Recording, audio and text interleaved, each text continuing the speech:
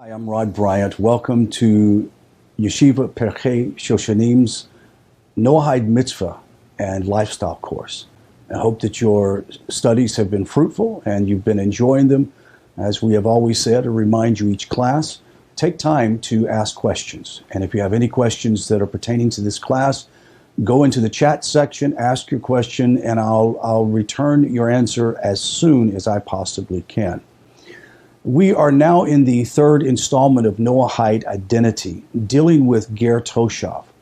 We're actually going to be talking about the idea of a Ger Toshav in the postmodern era. Having clarified the identity of a Ger Toshav, we now turn our attention to Noahide identity. We will soon see how the two relate to each other. Now, the term Ben Noach, or B'nai Noach, plural, for sons of Noah, occurs in the Talmud about 50 times, and in Rashi as well. However, it is used primarily in its simple meaning, a child of Noah, as a generic term for all non-Jews. It is possible that the term Ben Noach and Noahide implies more. Is it? Well, yes. Is there actually a positive identity called Noahide? There are two very difficult paragraphs that we're going to deal with, and I hope that you can follow, and this might require us to break it down into detail during a shmooze session on Sunday evenings, 4 p.m. Central Standard Time on Zoom. You'll be receiving an email update on this information. The answer to this question really depends upon two frightfully difficult paragraphs in Maimonides' Mishnah Torah, this code of Torah law. Now, I must say that these two paragraphs of Torah law, or three, are often used by detractors of anybody that does not believe in the Noahide laws, i.e. non-Jews who do not embrace Noahide laws, as a precursor to bring anti-Semitic thoughts up on this, or impose anti-Semitic thoughts. And today we hope to clarify some of those things. Here in the two paragraphs, in full from the text, the Mishnah Torah, Maimonides' Mishnah Torah, I want you to note, if you look at the paper in front of you, the bracketed letters have been inserted for ease of reference. When you see the thing that looks like two S's stacked together, that is a paragraph. And you're going to see a bracketed letter, A, B, C, D, E, F, that's going to give you a breakdown of the sentences within that paragraph that we're going to examine. Please take time to make notes. And as I said, this could be a bit of a brain twister for our yeshiva students who have more training in the Talmud. It may not present any issue to you at all. Just be patient with us who are trying to get through it smoothly. The number 10, the 10th paragraph, Moshe, our teacher, gave over the Torah and the mitzvot only to the Jewish people. As it is written, it is an inheritance to the congregation of Yaakov. Deuteronomy 33, verse 4. And all who wish to convert from among the nations, quote, as you are, so shall the convert be before the Lord. Numbers 15:50. However, for those who do not wish to accept the Torah and the mitzvot, we do not force them to do so. That's A. That's the A part of that paragraph. The B part of that paragraph. And so too, it was commanded to Moses by the Almighty to force the peoples of the world to accept the commandments charged to the children of Noah. Wow. Let's read that again. And so it was commanded to Moses by the Almighty to force the people of the world to accept the commandments charged to the children of Noah. Okay, now we can see something that causes us to scratch our heads. C, all who do not accept them will be executed. One who accepts them is called a Ger Toshav. Okay, now before you start sweating, let's go through and examine some more. This is paragraph 11. All who accept the Shavamot mitzvot, are careful to observe them, are called the pious peoples of the world. The next sentence or line, E, and they have a share in the world to come. This is provided that one accepts and observes them because they are commanded to him by the Holy One in his Torah, and G, reaffirmed by Moshe, And the next sentence, H. However, one who observes them based on intellectual reason alone is neither called a ger toshav nor a pious person of the world. Rather, he is just a wise one of the Gentiles. Let's look at the problem. Using the reference letters inserted in the text, let's go through the difficulties point by point. Let's look at sentence A in paragraph 10. Moshe, our teacher, gave over the Torah and mitzvahs only to the Jewish people, as is written, it is an inheritance to the congregation of Jacob. Deuteronomy 33:4. And who wish to convert from among the nations, as you are, so shall the convert be before the Lord. Numbers 15:15. However, for those who do not wish to accept the Torah mitzvot, we do not force them to do so. This section is fairly innocuous, stating simply that the Torah is unique possession of the Jewish people, yet all who want to convert and become Jewish may voluntarily do so. Additionally, no Gentile may be coerced or converting. Here's the issue. Let's look at the next sentence. And so, too, it was commanded to Moses by the Almighty to force the people of the world to accept the commandments charged to the children of Noah. Our paragraphs are capstones in the chapter dealing with the conquest of the land of Israel. For example, in paragraph 1 of this chapter states, when the army's troops enter the territory of the Gentiles, conquering them and taking them captive, immediately preceding our selection in paragraph 9, reads, similarly, a treaty cannot be made with a city which desires to accept a peaceful settlement until they deny idol worship and destroy their places of idol worship and accept the 7 universal laws commanded to Noah's descendants. Any Gentile who does not accept these commandments must be executed as if under our authority. Now, paragraph 10, 11. Therefore, are clarifying the requirements of these conquered people to accept the Noahide laws. Yet, if we are speaking about conquest of Israel, then why does Maimonides use the phrase to force the people of the world? Maimonides is not speaking only about the Gentile inhabitants of Israel, but about the Gentiles of the world. All who do not accept them shall be executed. One who accepts them is called a ger toshav. This requirement for execution is difficult to understand. The most obvious problem is that there is no apparent source for this. There has never been an established source for this to this point.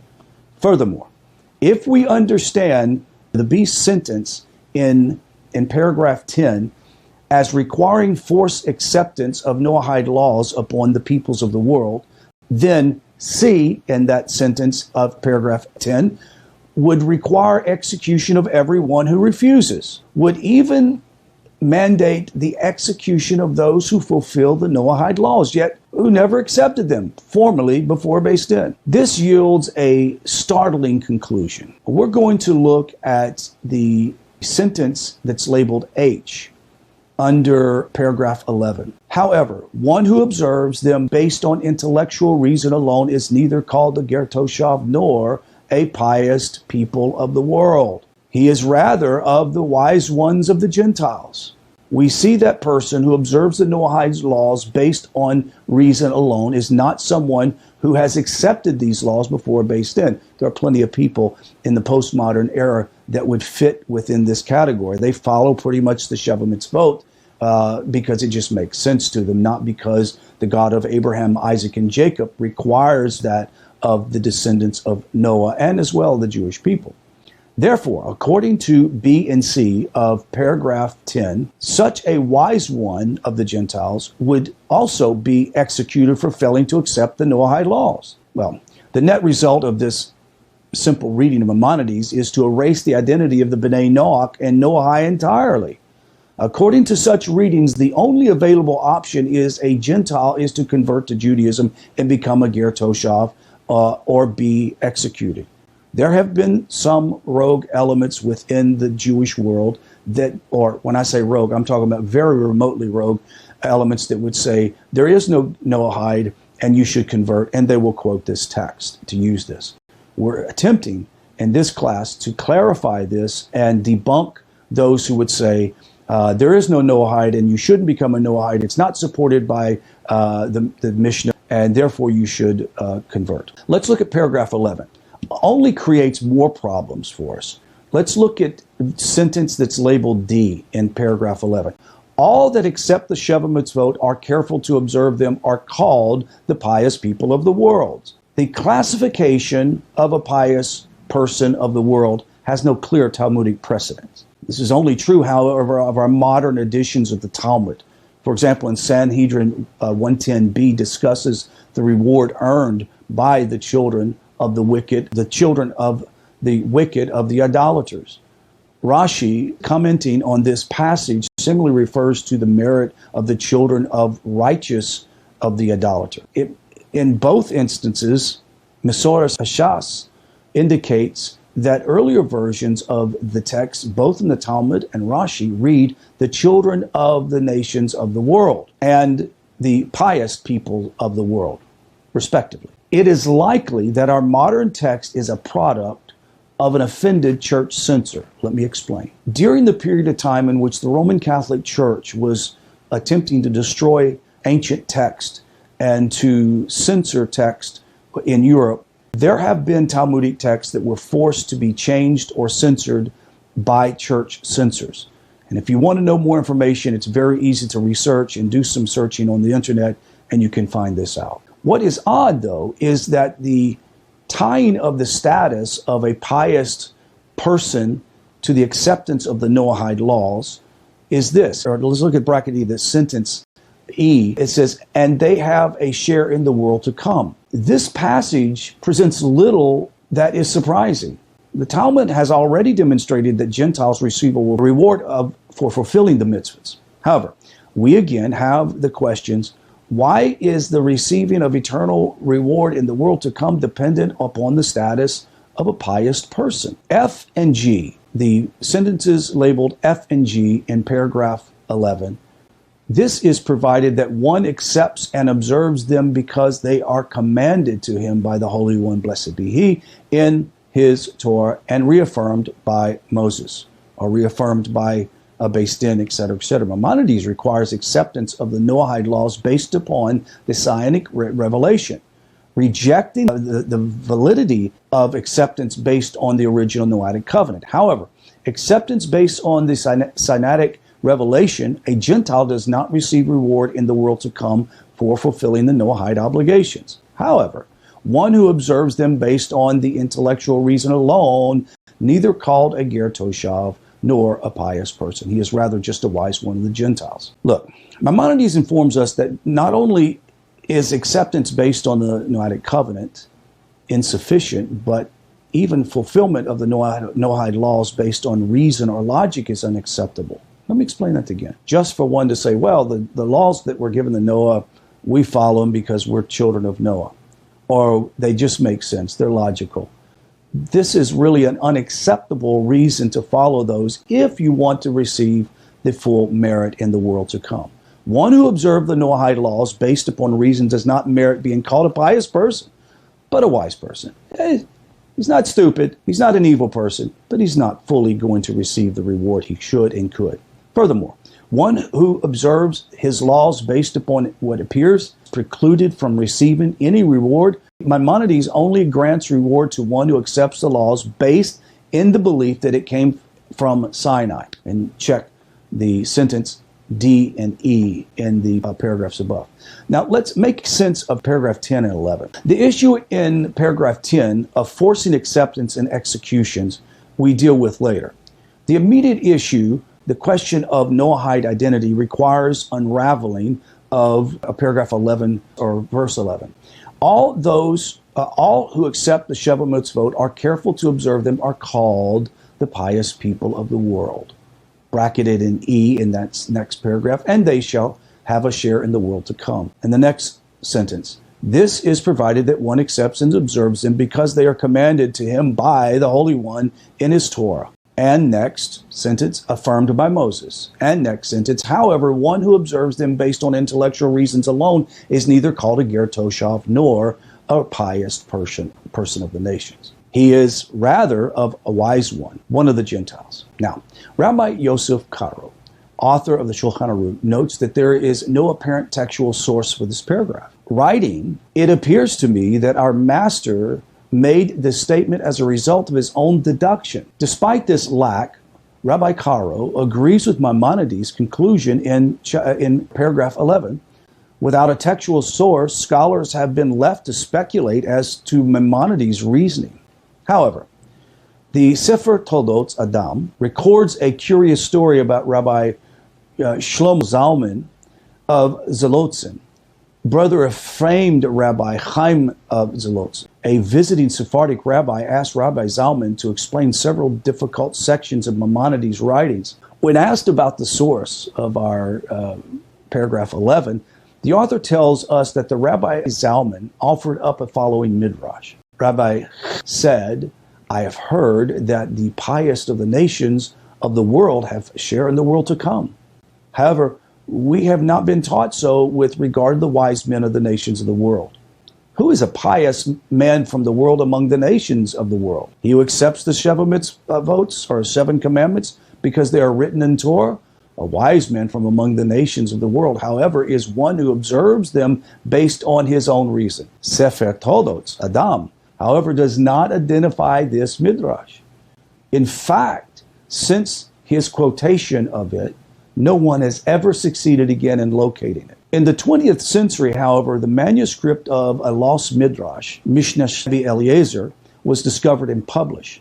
Mishnah Rebbe Eliezer includes the following passage: "The Chesedi Umos Olam, or the pious Gentile of the nations, are only called pious when they fulfill the 7 mitzvahs, or 7 commandments, or 7 categories, and to the children of Noah in all of their detail. This is provided they do so, saying, we fulfill them because our father Noah commanded us by the mouth of the Mighty One. So if they do so, then they merit the world to come just as a Jew. This is so that even though they do not keep Shabbos and festivals, for or after all they are not commanded in them, but if they observe them, the Sheva mitzvot, saying, we heard them from so-and-so, and if they observe them in accordance with their own reason, then they receive their reward only in this world." The text is the closest parallel in any ancient rabbinic text to Maimonides in paragraph 10. Viewed against the midrash quoted in Sefer Toldot Adam, it appears that Sefer Toldot Adam midrash is rather a corruption or poorly recalled version of this Mishnah Rebbe Eliezer. Is the Mishnah Rebbe Eliezer's Maimonides source for paragraph 10? It is certainly possible. After all, we know that Maimonides was familiar with it. However, there are 2 obvious differences between Mishnah Rebbe Eliezer and that of Maimonides in paragraph 10. The first is that the Mishnah Rebbe Eliezer requires acceptance of the Noahide laws. Because of this, that means that they had to accept the Noahide laws because of Noah and not because of Sinai. The second is that the Mishnah Rebbe Eliezer mentions reward in this world for those who keep Noahide laws according to their own reason. Maimonides makes no statements or differentiation. However, it is not the Mishnah Rebbe Eliezer as was relied upon. Whether or not Mishnah Rebbe Eliezer was relied upon Maimonides, it is nevertheless attested to the tradition validating Maimonides' concept. However, it is also possible that Maimonides' reason is entirely based upon famous Talmudic passage in Bava Kama 38a. When we read this text, we realize that Torah law has its details and intricacies like any law of nations. This is primarily the reason why that we have a Supreme Court in which they can go and have cases presented to them, which helps to differentiate what the meaning of the particular laws are, and are they constitutional, or do they meet the original standard? Well, as we very well know, even though the Jewish people and the great sages of Judaism have carefully preserved the text of the Torah from the time of Sinai forward, there have been periods of time in which Torah was attempted to be destroyed, and great text of the Talmud, etc., should be burnt in piles in Europe, and yet they have been able to sustain a record. Sometimes to the non-Jew, it appears that they are wrestling over text that doesn't make sense. Let's just try to figure this out logically. You have to realize that the Jewish people is a nation. It's a people. It's a culture. The Torah, the first 5 books of Moses, is the law or the constitution that governs that nation. The reason why the Jewish people still exist today is because they have preserved that Torah. The reason why the Jewish people understand and know how to practice their life and experience their lifestyle is because they have preserved that Torah. Now, the postmodern era, we bring in the righteous non-Jew. And in these texts, you realize how they have to wrestle with these texts to find out what is the place of the pious non-Jew? What is the place of a person who is a Noahide? And what is the place of a person who is a non-Jew who follow the mitzvot, not because of any other reason besides they make sense, not because they're given from Hashem on Torah and given to Moshe, but just simply because they make sense. Now we understand why they wrestle with the laws like this. The job of the Noahide is to listen and to study carefully. It's to ask plenty of questions, and we know that asking questions is very important. Now ask students to consider themselves fortunate to be able to sit down and have a very intimate look into these texts. You also, I would say, should be challenged to ask plenty of questions. And of course, I don't consider myself the final authority of these texts.